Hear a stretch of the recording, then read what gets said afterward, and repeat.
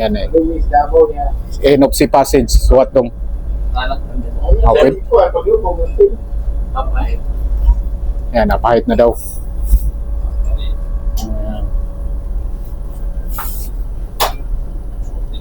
Yan, diskarte lang, diskarte. Marino.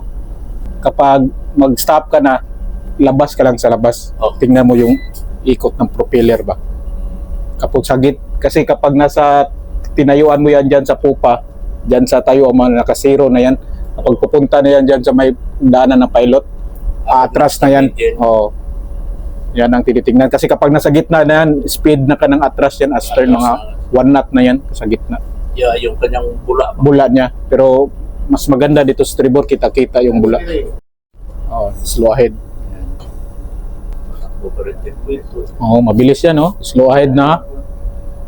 Slow ahead, 10.2. Oh.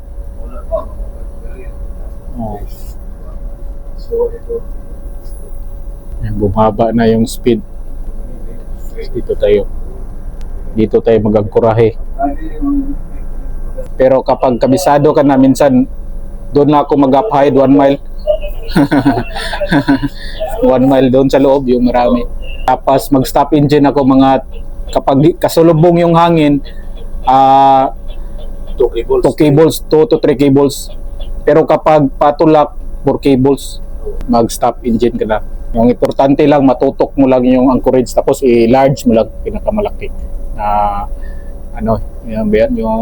Yan, mga ganyan ba, palaki. I-zoom, pinaka-zoom. Ilang cable. Patulak tayo eh. Patulak. Dito, patulak, pwede mga 4 cables. Stop ka na. Pero dati lang kasi, yung sa span ako, si chipmate lang pinapangkurahe ko. Hanggang ngayon, nasanay na. Ngayon, din slow ahead na. 9.4 page ko. 9.4. Yan, tingnan mo yan, yung dead slow. Dead slow ahead na yan, 9.4. Kaya para tong Ferrari. Wala pa man. Doon ko pa man.